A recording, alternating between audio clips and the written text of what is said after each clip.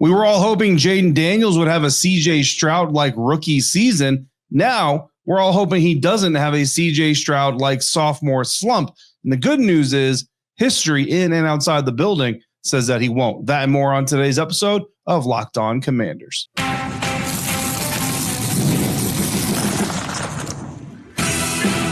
You are Locked On Commanders, your daily podcast on the Washington Commanders.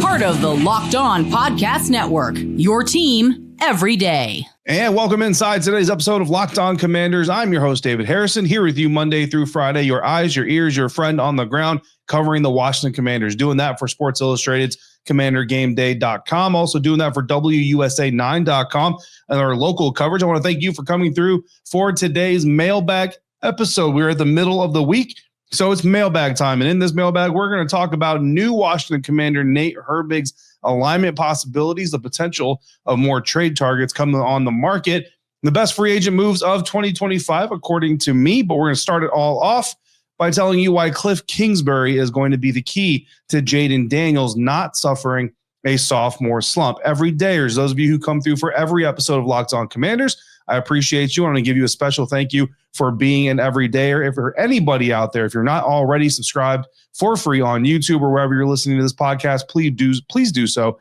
at this time. If you're new to the show, thanks for finding us, especially here during the offseason. Locked On Commanders is a daily podcast covering the Washington Commanders, all part of the Locked On Podcast Network, your team every day. So make sure you come back again tomorrow and every other day after that. Today's episode is brought to you by Game Time. Download the Game Time app, create your account, use the code LOCKEDONNFL to get $20 off your first purchase. It's Mailbag Wednesday time, so insiders have been sending me their questions all day leading up to it. In fact, questions that were left over from our last Mailbag episodes. We did 2 Mailbag episodes last week, still couldn't get through the whole thing. And listen, if you submitted a question to the Mailbag and you haven't heard your question yet, don't worry. I still have it. I just try to prioritize it by ones that need to get answered faster or the ones that are a little bit more intriguing sometimes. Just be patient. Your question certainly will make it to a Mailbag episode as we get through this. But we're going to start off today with Insider Joy asking a two-parter. I love these two-part questions, but this two-parter from Joy, actually, I'm going to flip the order of them because I want to talk about Jayden Daniels and the dreaded sophomore slump first. So Joy came through. So what is your opinion of that dreaded sophomore slump? And here's my on the surface answer. Sophomore slump does not exist. It is not a thing. It's not real. There is no like mystical second year force that just comes out there and prevents players from doing well just because they happen to be in their second year of a pro career. So in that case, I don't believe it. It's like voodoo, right? Don't believe in voodoo. However, sophomore slumps can be created, and sophomore slumps certainly happen in the essence of guys not doing as well in their second season the way they did as they did in their first season. CJ Stroud of the Houston Texans, one of those guys. Now, slump is also an interesting word too, because CJ Stroud didn't do bad, right? He just didn't do as good as he did in his rookie season. So that's why we call it a sophomore slump. But it's not like CJ went from near the top of the NFL to the very basement of the NFL, unless you count sack stats, which is a little bit of a different story. I'll let Locked On Texans guys tell you about that. But what I want to do here is kind of compare what I think might happen to Jayden Daniels. I'm not going to give you a stat line projection for 2025, nothing like that. But I wanted to look at just kind of a case study of the last 3 quarterbacks in the NFL to win Offensive Rookie of the Year and what they did after that. Now, CJ Stroud was the most recent outside of Jayden Daniels, obviously, to win the Rookie of the Year award in 2023. The quarterback before that to win the Offensive Rookie of the Year award was Justin Herbig, who did it in 2020. And then before that, it was 2019, Kyler Murray of the Arizona Cardinals. The Offensive Rookie of the Year award, very much not a quarterback award. So quarterbacks don't win it every single year. So you have to go back to 2019 to get 3 quarterbacks before Jayden Daniels winning the NFL's Offensive Rookie of the Year award. Now, when you look at these guys' second seasons, so CJ Stroud, Houston Texans, in his second season, he won 1 more game in the regular season than he did his rookie year. Completion percentage, however, went down. Attempts went up. Passing yards went down, as did his touchdown percentage. But his interception percentage went up. Yards per average dropped to 1.2 yards per attempt in his second season, and his QBR fell nearly 10 points. Sacks also went up. He was sacked 52 times in the sophomore season compared to 38 his rookie season. So that is where the sophomore slump comes in for CJ Stroud. Again, not a bottom of the league type of quarterback, but certainly not as good as his rookie year. Now, 2020, Justin Herbert, Los Angeles Chargers. In 2021, his sophomore NFL season, his team won 3 more games in the regular season. But again, his completion percentage went down. His pass attempts went up. Passing yards went up nearly 700 yards. So that's a very good improvement. Touchdown percentage improved. His interception percentage also went up. Yards per average or yards per attempt improved minimally, not a whole lot, but minimally. And his quarterback rating improved about 8 points. Sacks dropped by 1. So we see there already a difference between one quarterback in the sophomore season, quarterback sacks going up by 1 and another one going up very, very largely. 2019, Kyler Murray, Arizona Cardinals won 3 more games in his sophomore season. Completion percentage again, or in this case, his completion percentage went up while the attempts went up, but only by 16. Justin Herbert and CJ Stroud, their attempts went up much more significantly. Kyler Murray's only went up by 16. Passing yards improved, as did yards per attempt. Touchdown percentage improved. Interception percentage stayed the same. Quarterback rating improved 3 points. Sacks dropped significantly from year 1 to year 2. So from the last 3 quarterbacks to win the NFL Offensive Rookie of the Year award before Jayden Daniels, Kyler Murray from 2019 to 2020 was the best of the bunch in his second season in the National Football League. Now, again, things haven't necessarily gone that way for the rest of his career, right? We'll see what happens with CJ Stroud in years 3 and so on and so forth.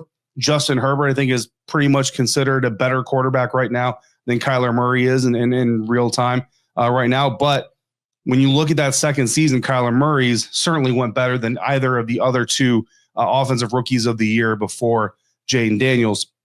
That's going to be significant in a way here, as you can probably put together on your own, but we're going to talk about it anyway. Now, no quarterback that won NFL Offensive Rookie of the Year has won a Super Bowl in their careers, or led, I should say, a Super Bowl winning effort in their careers since Ben Roethlisberger, who won Offensive Rookie of the Year in 2004, and he obviously led the Pittsburgh Steelers to Super Bowl glory. Now, Kyler Murray hasn't done it. Justin Herbert hasn't done it. CJ Stroud hasn't done it. And, again, these guys are obviously younger, but we'll see what happens in their careers.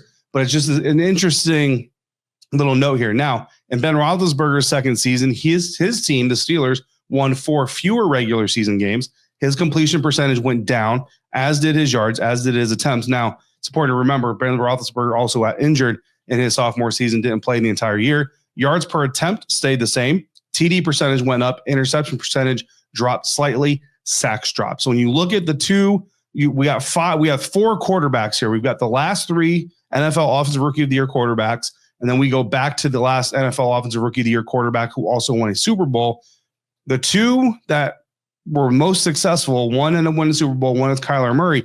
The connection between Kyler Murray and Jayden Daniels, of course, is Kliff Kingsbury. And when you look at it, the takeaway is that the sophomore slump, like I said, is not an independent force, but the result usually of teams putting too much on their quarterbacks too soon. If you go back to Justin Herbert's early years in his career, not that he's old, I mean, people were talking about him being an MVP candidate before he ever won a playoff game. I mean, this dude hasn't really done anything in the postseason, and people were trying to put him in the MVP conversation. That's a lot of pressure to put on a guy. And then you look at it, CJ Stroud's pass attempts went up. Justin Herbert's pass attempts went up. Kyler Murray's pass attempts went up 1 per game. That's it, 1 per game. That's not loading a whole lot on your still young quarterback here. Ben Roethlisberger, again, his attempts went down. There was some injury there, but you look at the teams that are more judicious in how much they put on their quarterback's plate in year 2 tend to have a better result. The only thing that remotely consistently appears to be between these rookies is an increase in pass attempts. But like I said, Kyler's was not as big. So the big case study, however, or the big case study here is Kyler Murray because of that Kliff Kingsbury connection. And if you look at the numbers there, Murray's pass attempts increased at around 1 per game. Like I said, his completion percentage went up, as did his touchdown percentage, while his interception percentage stayed the same and his sacks dropped. What that information tells me is there's a connection there between a quarterback having a coach, head coach Kliff Kingsbury, who's also the play caller in Arizona for the offense, not putting too much on his young quarterback too soon, but finding ways to help him be more efficient within his own game and doing things to mitigate pressure on him better the second year around.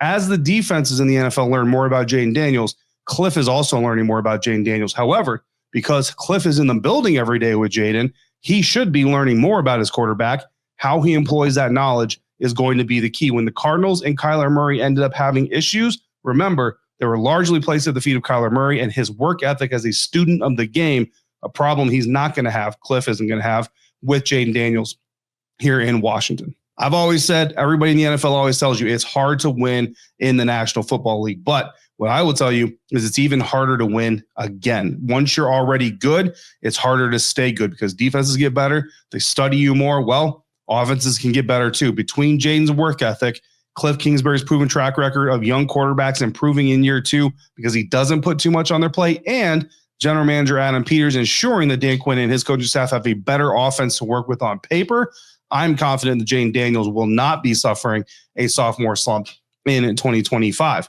Now, does that mean that the Washington Commanders will do as well or better as they did in 2024, i.e. making it to the NFC Championship game or making it to the Super Bowl? That we'll talk about coming up next on today's episode of Locked On Commanders, part of the Locked On Podcast Network, your team every day.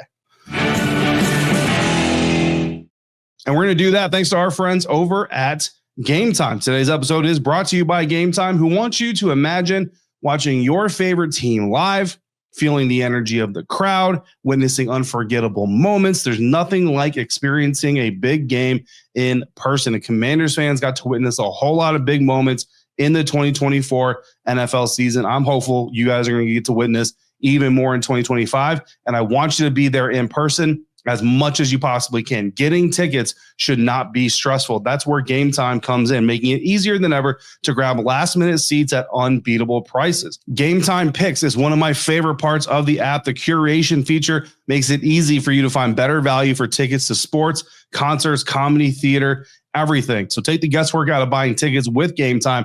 Download the Game Time app, create your account, and use the code LOCKEDONNFL to get $20 off your first purchase. That's LOCKEDONFL. That's promo code LOCKEDONNFL for $20 off. Download Game Time today. Last minute tickets, lowest price, guaranteed. Continuing today's mailbag episode of Locked On Commanders, Joy coming through with a two-parter. We answer the first part. I'm telling you why I believe Kliff Kingsbury is the key to Jayden Daniels not suffering a sophomore slump, and the fact that sophomore slumps are not things that just happen. They're things that come because of a correlation between teams typically putting too much on a second-year quarterback's plate too soon. Kliff Kingsbury back in Arizona avoided that pitfall with Kyler Murray. I believe he'll avoid it again with Jayden Daniels. Now, with all the trades that happened so far, Insider Joy's second part of her question, with all the trades that have happened so far, what do I, the host of Locked On Commanders, think of the chances of the team doing just as well as it did last year? Now, there's many layers to this. Part of that is winning 12 games or more, make it to the NFC Championship game or better. And I'll tell you right now, I think the chances that the Washington Commanders get to the playoffs and make a run again, very, very, very solid, right? The chance of them winning 12 games, that is a little bit more up in the air. And I'll tell you why. For starters, NFL.com recently did a list of all 9 teams not all 9 teams, but their top 9 teams that improved the most in free agency. Number 1 was the Chicago Bears. Number 2, the Philadelphia Eagles. 3rd was the Jets. 4th was the Lions. 5th was the Steelers. 6th, the Texans. 7th, the Chargers. 8th, the Bengals. 9th, the Washington Commanders. So the Washington Commanders are on there. In fact, both of the teams that competed in the NFC Championship game are on there. The Eagles, again, number 2, Commanders, number 9. So comparing those teams, only the Eagles and the Lions jump out to me as better teams on paper. I think the Lions, yes, the Commanders beat them in the divisional round, but I still think on paper, if they're healthy, the Lions are the better team just from a personnel standpoint. And that is kind of the key here. When you're talking about can the Commanders repeat, make that same run? Sure they can.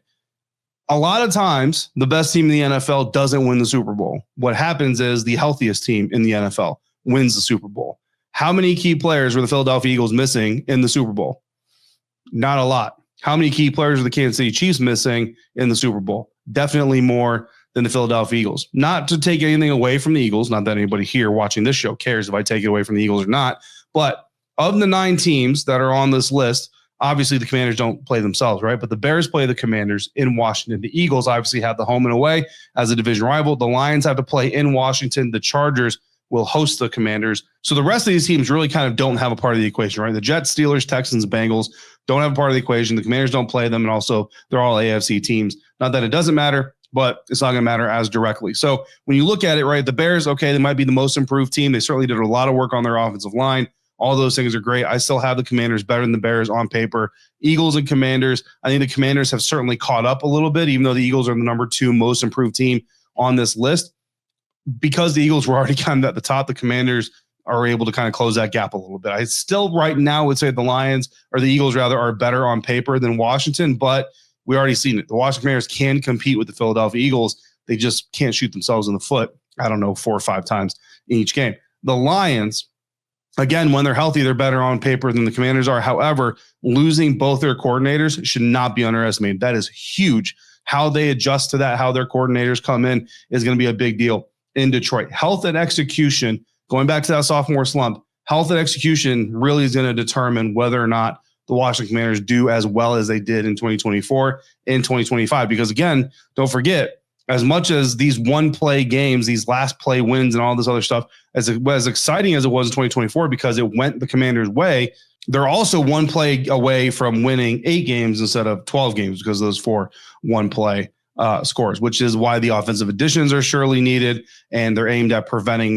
the need for that a little bit. If you can expand the scoring margin a little bit, you don't need those last-second scores near as much. So good questions from Joy there. Going down to Insider Friend, who also brings us a 2-parter. Not considering Deebo Samuel or Laramie Tunsil, who do you think was the best Commanders pickup in free agency so far? So basically taking the trades out, sticking to free agency. Who are the best free agent additions? I'm going to give you my favorite, but I'm also going to give you my top 3. My number 1 favorite, and I know it's going to ruffle some feathers, defensive tackle Javon Kinlaw. I think Javon Kinlaw's game, I think his style fits really well with the Washington Commanders.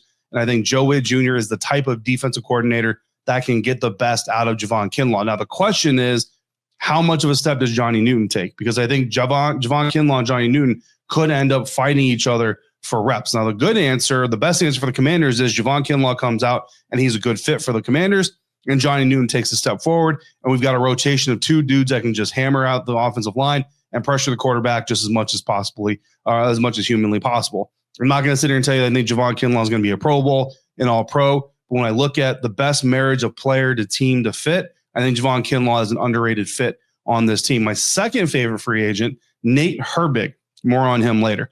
Third favorite, Jacob Martin. I think he's an outside linebacker type. I don't think he's a hand in the dirt thing, more Dante Fowler type of player. And I think that his being able to just kind of focus on that part of his craft, working with a guy like Ryan Kerrigan, working with Darryl Tapp, I think Jacob Martin could be one of the surprise signings of the free agency period for the Washington Commanders. The second part of Fran's question, do you think the Commanders are going to make any other big, potentially splash, quote unquote, moves in free agency?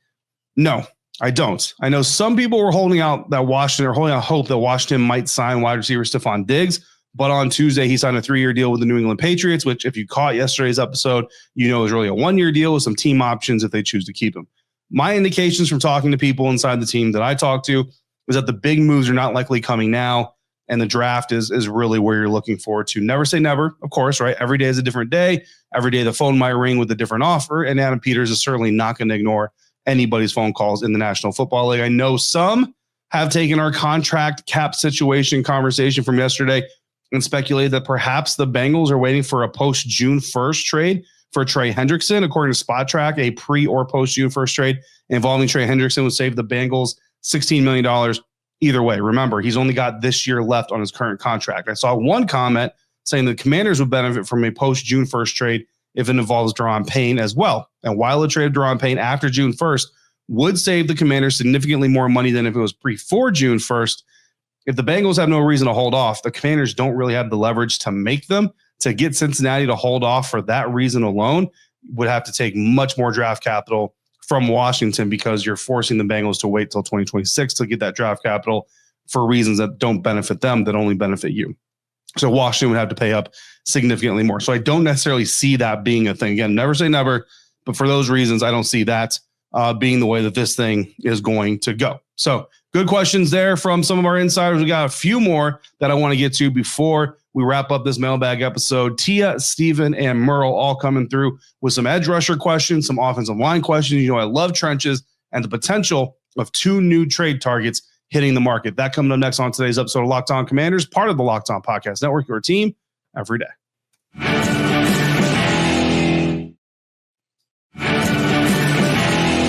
Wrapping up this week's mailbag episode with Tia coming through saying, have the Washington Commanders solved their edge rusher situation or come up with a direction to solve it? As of now, I cannot sit here and honestly tell you that the Commanders have solved their edge rusher situation. Setting the edge in the run, stopping, containing, all that stuff, pass rushing. Doesn't mean they haven't tried. Just because they didn't sign Josh Sweat, just for example, doesn't mean they didn't try, right? It takes two to make a deal. One thing I hate about free agency is when a player that a media core or a fan base covets for this team doesn't sign with this team, but signs with another team for a deal that media group or that fan base views as very affordable. And we always turn to, why didn't Adam Peters offer him that much money? Adam Peters might have offered him that much money. Adam Peters might have offered him more money, and the player decided to go where he wants to decide to go for other reasons. Josh Sweat went to Arizona, where he used to play for their head coach. Their head coach used to be the defense coordinator in Philadelphia, so he knows him very well. So I'm not telling you that the Commanders went after Josh Sweat. I'm just telling you that they didn't necessarily not go after Josh Sweat. Dorrance Armstrong Jr., Cleveland Farrell are your penciled-in starters right now on the two ends. We've seen that dance before. I think Dietrich Wise does give Cleveland Farrell a run for his money this training camp. I'm not going to sit here and tell you exactly who I think is going to be the starter when it's all said and done, but I think Cleveland Farrell and Dietrich Wise, if the roster stays the way it is right now, which it's very likely not going to because of April, but if it were to be, I think those two are going to battle it out for that right end job. Like I said, Jacob Martin is listed by most people as a D end. I think he's more of an outside linebacker. And while Jalen Holmes and Javonte Jean-Baptiste are back, I like both those guys. They're very nice role players. I don't see either of them taking a major leap to the top of the depth chart at this point in time. So that means the team still needs a right end overall for the future, right? Obviously, Cleveland Farrell wasn't the slam dunk option to be the number one guy there, or they would have re-signed him much earlier in the process. Dietrich Wise, you know what I mean? He's a veteran guy. He's coming in with a nice history, but he's not ever been kind of that main guy there. So I don't expect him to necessarily become that main guy. Never say never, right? Again.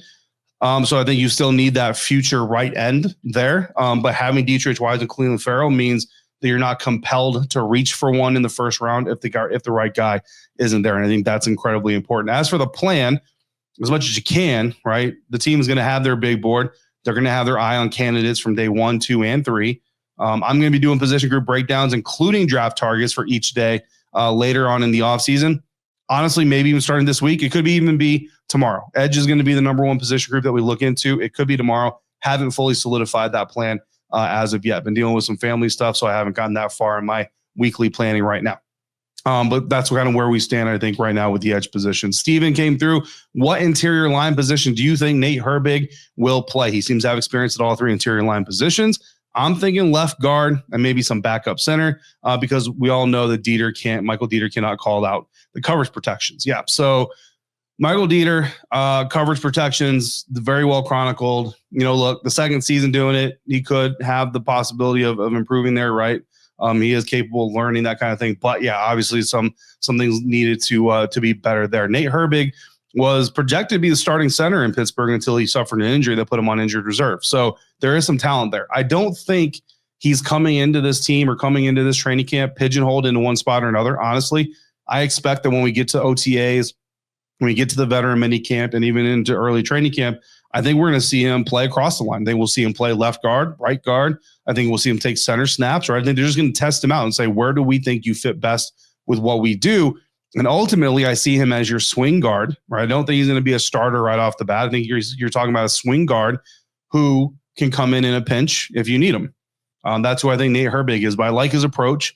I think that, you know, so the history on Nate Herbig a little bit. He came out of school early into the NFL draft, ended up going undrafted. And the big reason that most people believe he went undrafted is because his NFL scouting combine performance was terrible. I think that basically what kind of happens was something that happens to a lot of young guys is he kind of felt his own hype a little bit, felt like it just kind of was his destiny type of thing. Didn't necessarily put the work ethic into it. And he's had to kind of dig himself out of that hole and kind of come back from that. And I think you see a guy now who kind of understands that a little bit better, and you're going to see that work ethic. This team is going to expect that work ethic. They're going to demand it of him. And if he lives up to it, he's only going to get better. So I think that swing guard is where I would label him right now. Could play left, could play right, depending on the situation and the pinch and all that stuff. But yeah, don't be surprised. I mean, look, if you tell me by the end of training camp, Nate Herbig is competing for a starting job, I would not be floored because, again, he was supposed to start on the Pittsburgh Steelers offensive line before he got injured last season. Finally, Merle came through. There are rumors that New Orleans Saints wide receiver Chris Olave and Minnesota Vikings wide receiver Jordan Addison may be available for trade. If so, what would Washington have to give up? So I reached out to Locked On Saints host Ross Jackson. He says that what he's being told from inside the team is that the team is very much looking to build around Chris Olave. They're not looking to trade Chris Olave. However, if they were, it would take a first-round pick. Because when they traded Brandon Cooks in his fourth NFL season, coming into his fourth NFL season. They traded him to the New England Patriots for a first-round pick. Chris Olave coming into his fourth season, so that's where he's drawing the parallel. I don't think the Commanders would pay that for Chris Olave right now.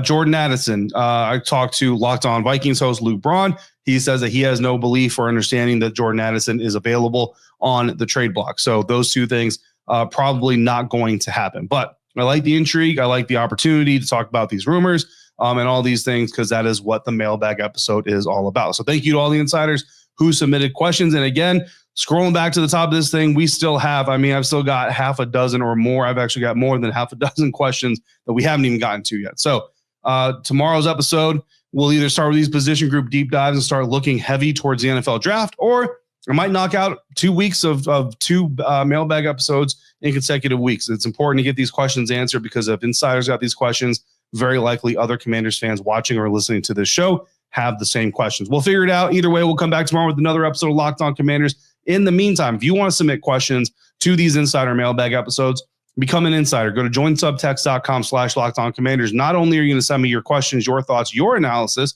and your opinions, I'm going to send you plenty of my own. Plus, live text from events, practices, press conferences, games, all those things during the season and even during the offseason. This weekend, I will be traveling down to Florida for the NFL League meetings. We're going to see Dan Quinn. We're going to see Adam Peters. May even talk to Josh Harris. That's kind of up in the air right now. In fact, might even get to talk to Dan Quinn, Adam Peters multiple times. So you definitely want to be tuned in for that. And if you're an insider, just keep your phone on you, man. I'm going to send you all the text messages I can during that week. Thank you for coming through here today. For your next listen, check out the Locked On NFL Draft podcast. Damian Parson and Keith Sanchez get you ready for everything that's about to come in the month of April. Find Locked On NFL Draft on YouTube or wherever you're listening to this episode. And of course, I want to thank you for making Locked On Commanders your first listen of the day. Every day, as you know I love you. Thank you for coming through every single day. Until we speak again, if you're out and about, please be safe, be kind, so I can see you right back here next time for another episode of Locked On Commanders, part of the Locked On Podcast Network, your team every day.